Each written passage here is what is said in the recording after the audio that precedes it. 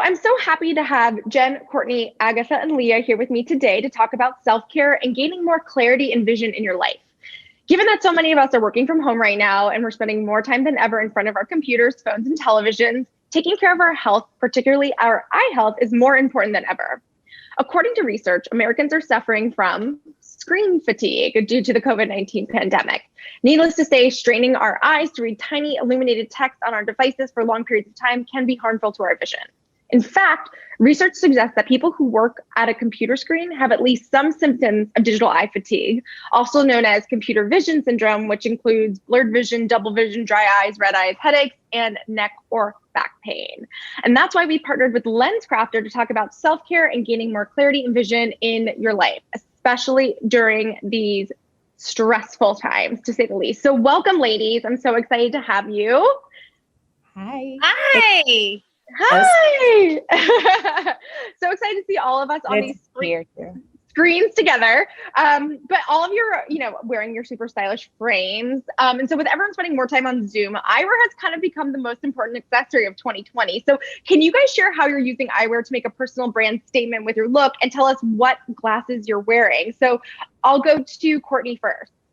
Hi. Yeah. So I'm wearing, these are by Burberry, and they have like the cute little plaid kind of on the arms. It's like wrapped right there. I couldn't decide between these and a clear pair. I was going back and forth, but these just felt a little bit more me. And as we're moving into like more winter, I'm wearing, darker colors, heavier fabrics, just like I liked the chunkiness of the black pair.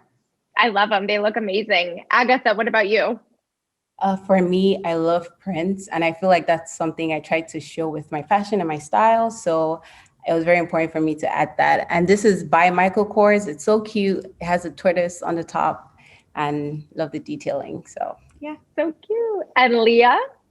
Well, mine are by Ray-Bans, and they have this sort of like vintage vibe to them, and I love vintage. So I just figured, you know what? I decorated with it. I might as well wear it. It looks awesome. I love, like, you have a very 70s moment going on. Mine are Ray-Ban too. And they have like that kind of the dark on top and the like traditional lens, which I love. Cute. And Jen, what about you? I love that, y'all. I'm wearing Ray-Bans too. And I feel like as I get older, I am so drawn to the same thing. So this is like literally my sunglasses, but with my eyeglass in it instead. So yeah. I love it. Amazing. Well, you ladies need no introduction, but I'll give a quick one for each of you. So obviously Jen Pinkston here, the founder of the Effortless Chic and La Paloma Kids. Courtney Kerr, founder of Currently. Agatha, fashion influencer, entrepreneur, and business analyst. And of course, Leah Ashley, interior stylist and vintage expert, as well as the vintage looking sunglasses. So welcome, ladies. So first and foremost, can you tell us about when you realized that you had a vision issue? Were glasses your first go-to, or did you try contacts right away? Or are you like a 20/20 vision type person? Courtney, do you want to kick that one off? Yeah. So I actually hate driving at nighttime because I realize that as I'm getting older and creeping up onto 40, my vision at night has gotten really, really bad.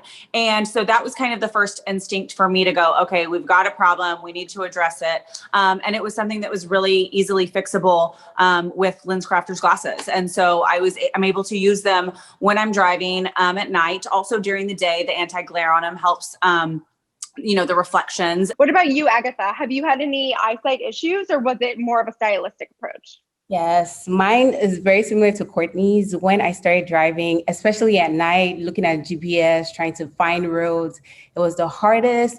And also in the office, every time we try to do a conference and then I'll try to look at the screen, I could not see anything.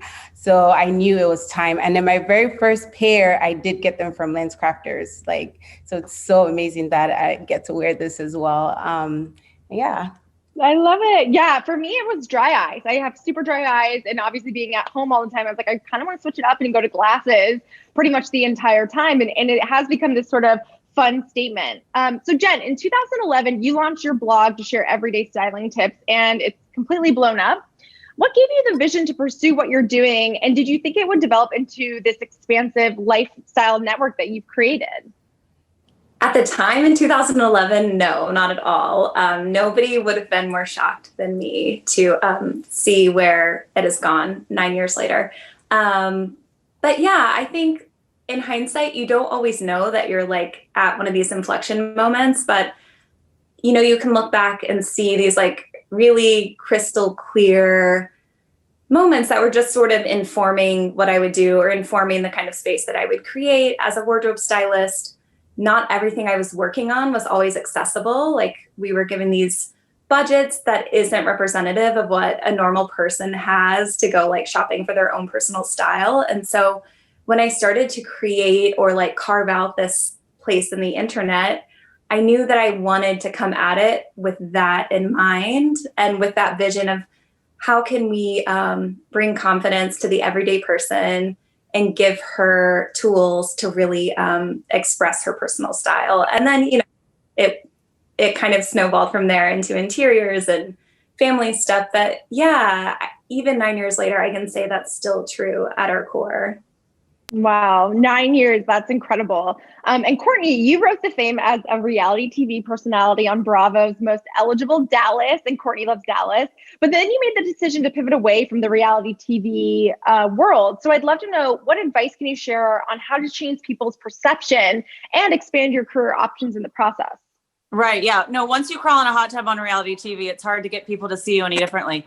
But here's what I'll say. I think consistency in what I've been doing, whether it's been blogging for almost 10 years now, my audience, once they depended on that consistency of, you're going to expect blog posts 3 days a week. You're going to expect me to be active on stories. You're going to expect me to be, you know, delivering holiday content or topical content, you know, related to whether it be like, you know, the transition between seasons. I've really found a niche in the skincare space that as just someone who loves skincare, and that's really been a place that my audience has really enjoyed me navigating through. Like I said, as I'm about to turn 40 and your skin changes and the products that you used to gravitate to in your 20s no longer serve you anymore. So I think the best advice I could give to somebody would be consistency, because your audience, without saying like they have expectations of you, they do. And they come to look forward to seeing your content on a regular basis.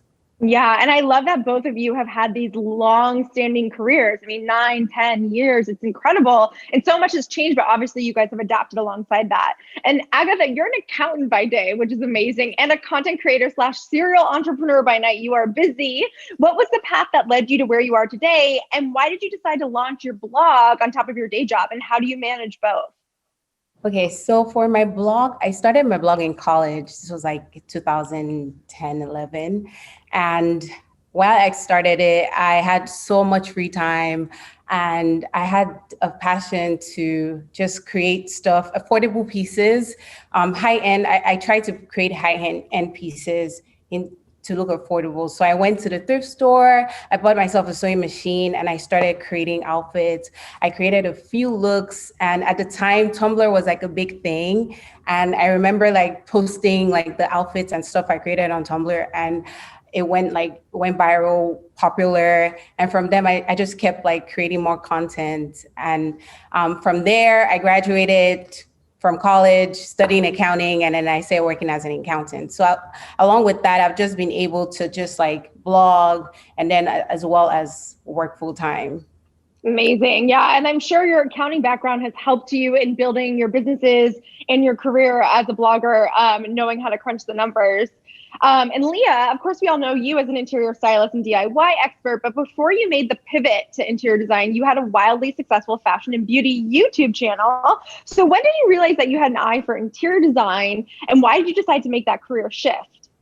Well, we started our YouTube channel, back in 2007, like right after YouTube had launched. And so it was really just sort of about finding what worked and really what spoke passionate, what was passionate for us, we really wanted to share with our followers. So at the time I had a business partner and we did content for girls on a budget. We just felt like, look, everyone wants to live a fabulous life, but not everyone can afford it.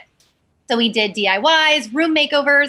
And then once we started getting to the room makeovers, I felt like, okay, this is my lane. This is what I love. And I actually went to school from fashion design, but ended up working outside of YouTube with an interior designer, Waldo Fernandez in Los Angeles. And so that really gave me sort of my foundation for building an interior design background and career, to go off of. And so I basically was doing all this high-end design during the day and then taking that knowledge and kind of making it more digestible for a younger audience and a younger budget, obviously, because we weren't spending $35,000 on rugs.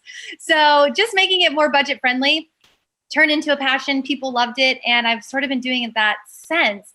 It's pivoted again now that I'm back in Texas. And now I focus really on vintage decor because I love the story that vintage brings into a home and also the fact that it's sustainable, reuse, recycle, baby. Amazing. All of us are the OGs of the internet. I just want to call that out right now. Everyone's 10 plus years in and we're still killing it. I'm very proud of all of us. But now let's talk about being addicted to our digital screens. You know, we are all working from home during COVID. So how are you guys prioritizing your self-care and has it changed since we've gone into lockdown? So Jen, I'll let you take that one first. Yeah, it's definitely changed since we've gone into lockdown. I feel like my husband is working from home, my kids are at home, we're all here together all the time. And so like alone time is literally the best self-care. Like whether it's just like locking the door, taking a bath for 20 minutes, just like putting on my running shoes and being like, see ya, I'm out of here. Finding that alone time has been like key in 2020. For sure. I feel that on a whole other level. Courtney, what about you?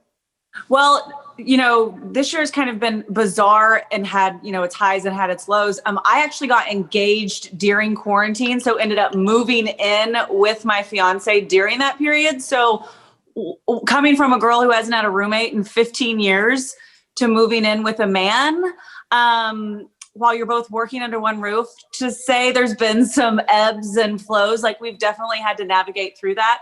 But it's been, you know, I think what I've been able to find is going outdoors. I didn't realize how much I loved being outdoors, and coming from living in an apartment and working in an apartment to moving into his home and being able to just like take the dogs for a walk or go sit with my laptop out in our backyard.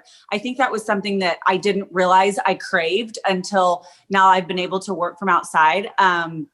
And so it's just being outside has really been part of my day to really help my sanity in this new normal that we're all really adjusting to still.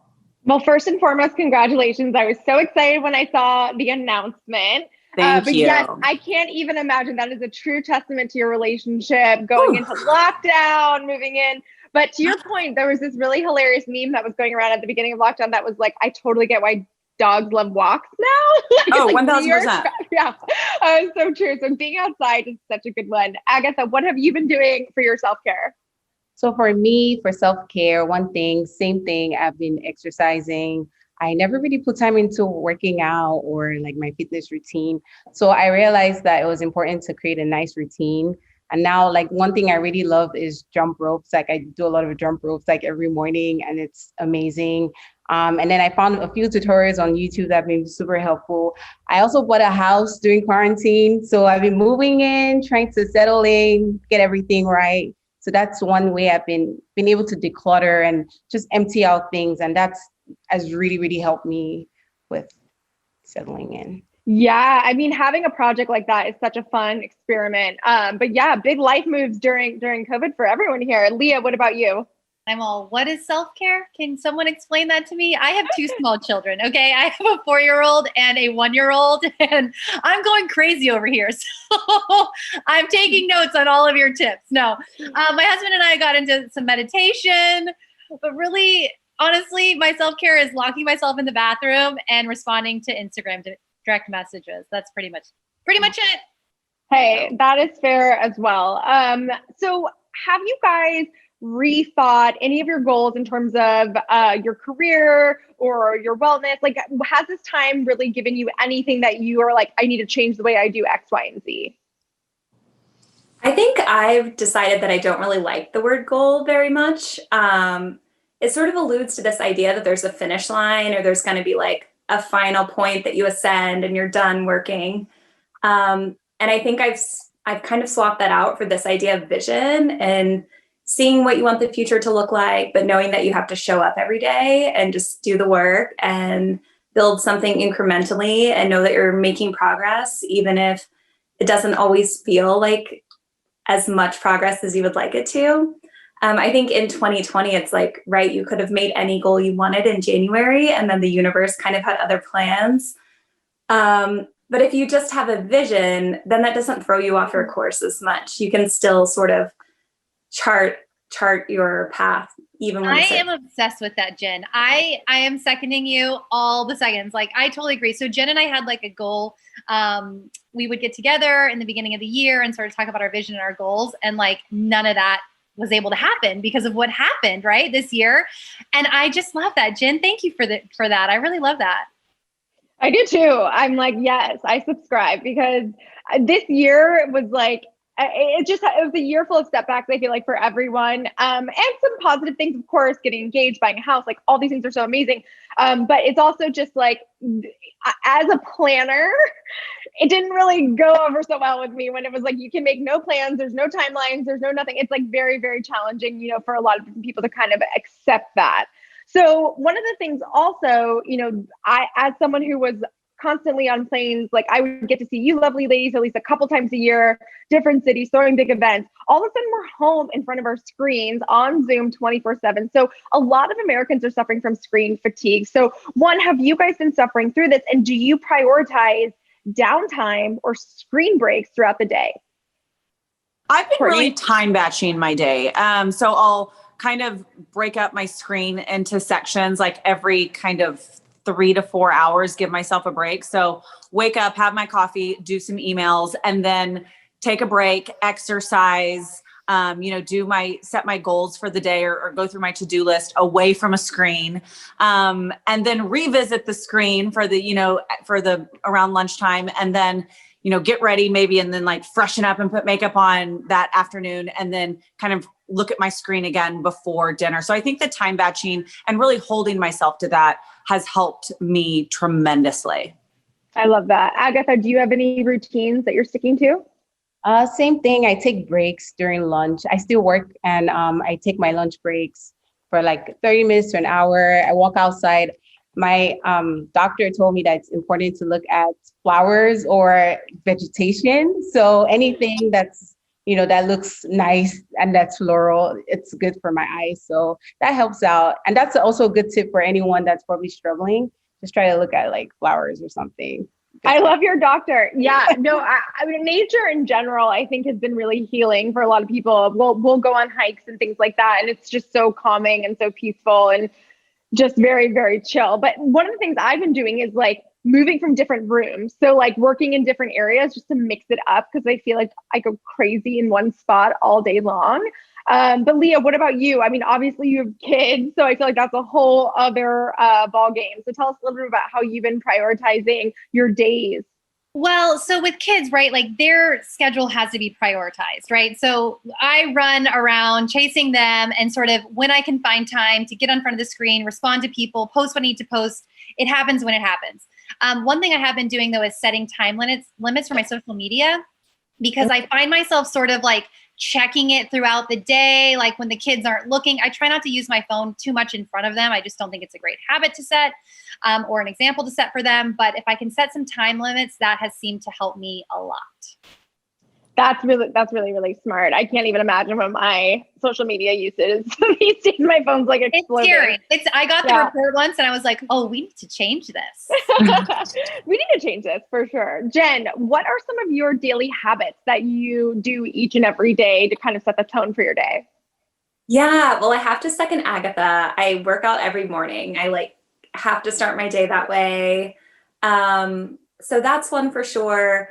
I think sort of to what Leah was saying, like my morning, I'm just in mom mode a little bit, and it's not ideal in the sense that I know I'm freshest in the morning, and those are my best working hours, but it just kind of is what it is right now. So if I can accept that, like, that's what that is in the morning, and know that I'm going to get my chunk of hours in the afternoon, and trying not to be two different people at the same time, right? So I sort of own that mom identity in the morning, and then I don't feel guilty in the afternoon when I go to my office, lock the door, and somebody's banging on it. I'm like, your dad's down the hall.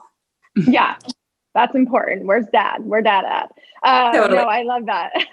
So all of you are the definition of multi-hyphenate. You are killing it, doing so many different things.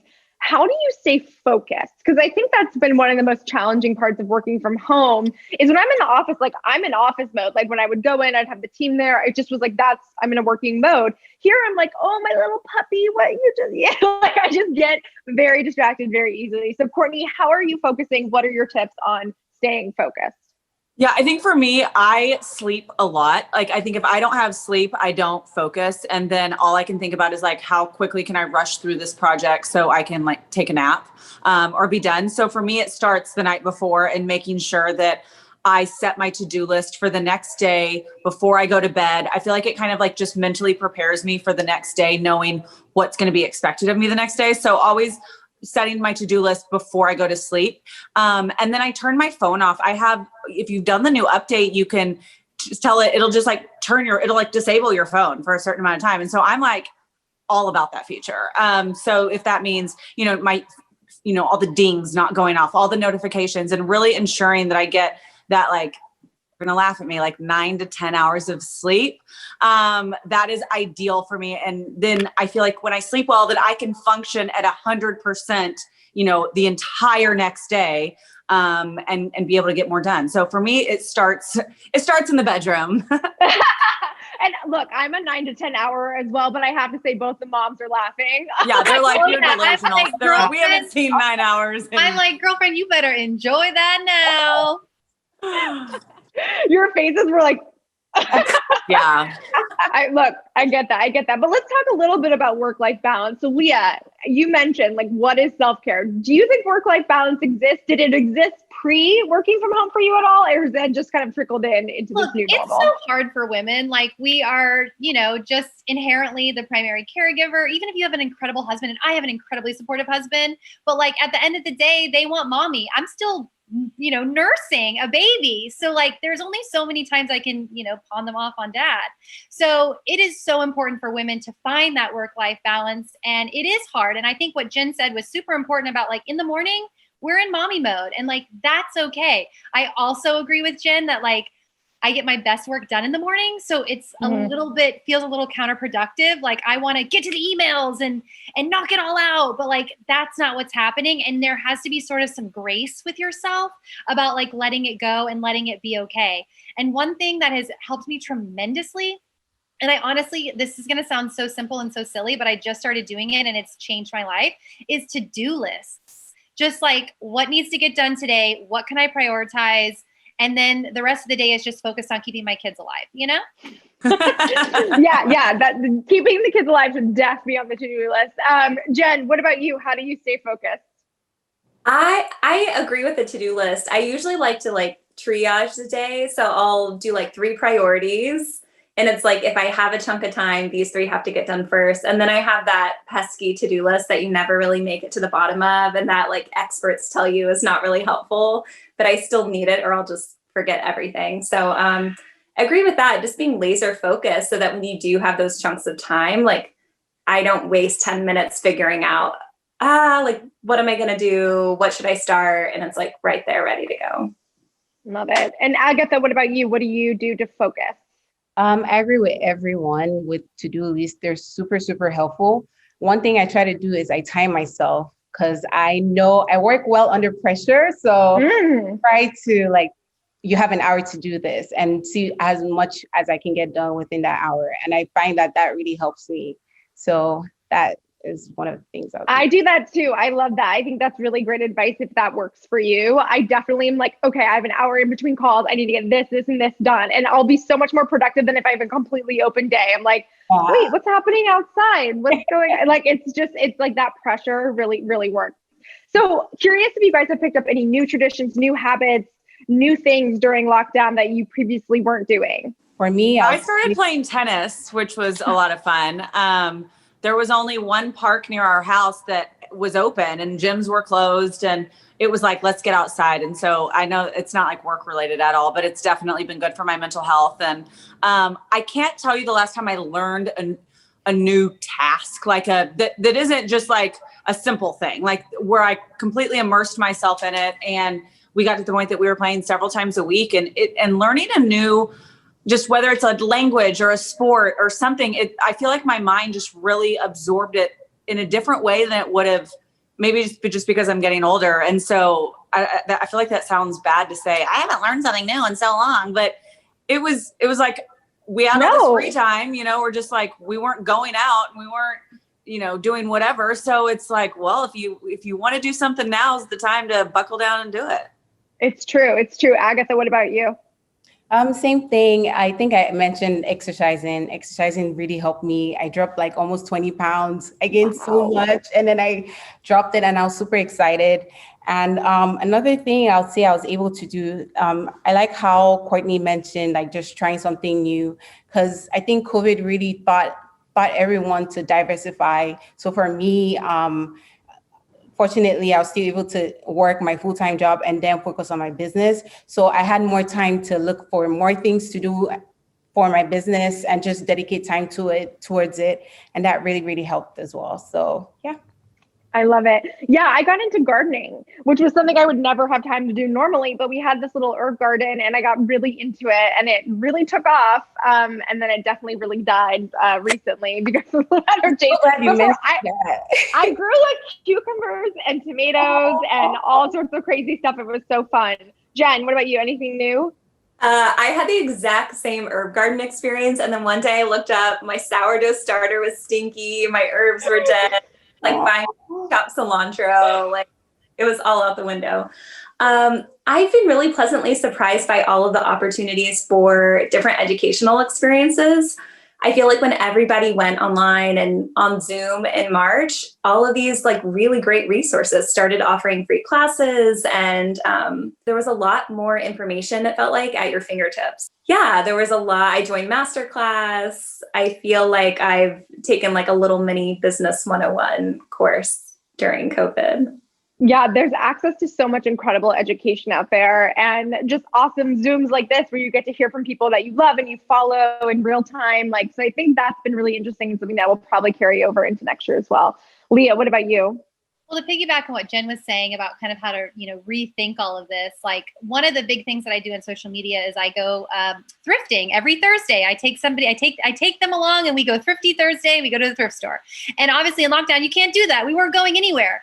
So I had to really take a step back and get creative about like, how am I going to continue this series and make it feel authentic, but, shifted for our new normal, right? And I came up with the idea of doing Instagram lives and having people on that were also vintage lovers and vintage influencers or vintage shop owners maybe that needed, some help that I could help promote their shop and all that. And it's turned into this really amazing series that I don't think with lockdown I would have ever decided to do, where I get to have these amazing conversations with people who are interested in design like I am, and people who are small business owners and being able to support their business and just creating even a bigger community for what I'm doing. So it was really an amazing opportunity. Like there's always that shining light if you can find it in any kind of crazy time. But, taking a step back and really kind of rethinking it was pretty cool because it blossomed this whole new show. I love that. And, obviously, as we look back on 2020 and set our sights on 2021 and beyond, what are you guys looking forward to accomplishing next? Like, what are you looking forward to in 2021? Courtney, I'll let you go first.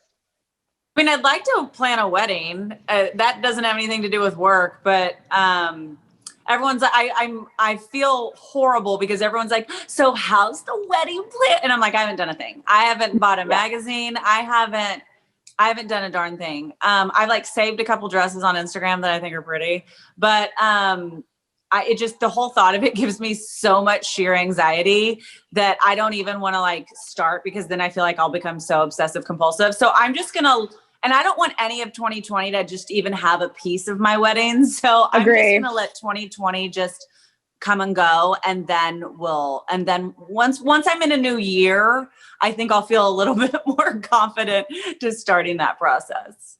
That feels like a really smart move. And I co-sign that for you 100%. Thank you. Agatha, what about you? One thing I miss is traveling. I want to start traveling again. I bought really cute outfits that I'm like, I can't wait to go on the beach. And, Texas is not that, well, in Houston, there's really no cool place to go to. So I'm like, okay, I cannot wait to travel. I feel that. Jen, what about you? I feel like I'm never going to take for granted the opportunity to be in person with people. I think you can get like invite fatigue and event fatigue. And now I would kill to be at a lunch or a brunch or a dinner, or a happy hour with a bunch of people whose stories I have the opportunity to learn and to get to know them better, and just to form more relationships where we can help spur each other on and build each other's businesses. And I'm really looking forward to doing that again. Sounds like a create and cultivates in your future. But yeah, I totally agree. It's so funny. There was another meme that was going around that was like, please invite me to everything after this, I will come. Like, and it's so true. Like, I'm sure RSVP drop-off rates are going to be very low for 2021. Everyone's going to want to be going everywhere. Leah, what about you? So I have so many irons in the fire right now. We are in the process of building a new house. I've got some shows in the works that we're doing. I'm in the middle of launching a new Instagram initiative. So I'm really looking forward to sort of having the childcare part of this back, because mommy needs some help. You know what I mean? My youngest is getting to be old enough where I feel like he could probably start going to daycare with his older brother. So just sort of looking forward to not necessarily being 100% stay-at-home mom anymore. I was never a stay-at-home mom before, so this has been a big adjustment for me. And it's been a wonderful adjustment. Like, it's been great, but it's also like, okay, mommy's ready to get back to work. Yeah, well, good for you. I mean, honestly, the pandemic has affected disproportionately moms and, you know, women staying home, working moms staying home. So good for you. And yes, totally feel you on that. Bring it back. Bring back that childcare. Okay, so we're going to wrap with some sentence finishers. Okay, Jen, wellness is Personal. I feel like you can't define it for somebody else. It's what makes you feel well. Agatha, wellness is I'll say it's prioritizing my mental health, just surrounding myself with people that make me and build my energy levels. Yeah. I love that. When I make time for self-care, Courtney. Why'd you have to give me the hard one? When I make time for self-care, then I probably alienate everybody else. Fair. Leah, when I make time for self-care, When I make time for self-care, the first thing I do is go straight to the thrift store. There is something about digging through old junk that just calms me down. I know it's weird, but I can't help it. No, I love that. I totally understand that. Jen, my success mantra is Day by day, brick by brick, stone by stone, one step at a time. Agatha, my success mantra is Very similar. Keep going. Keep going. Courtney, my end of year vision is to become a bride. very exciting. Leah. Oh, my end of year vision? To survive. To survive Fair. without too many bottles of wine. You know what I mean? Honestly, fair, and also co-sign the wine. Jen, my end of year vision is I want to be drinking a cocktail on the back patio, watching fireworks with my kids fast asleep. Is that too and no, that was perfectly specific. I love it. And Agatha, my end of year vision is 2020. I want it to be Clara, unstoppable. Yeah. I love it. Well, thank you ladies so much for this amazing conversation. And thank you so much to Lenscrafter. I feel like 2021 is going to be crystal clear. We're very excited about it. So thank you, ladies. Thanks. Thank you guys. Thank you. Bye. Bye everyone.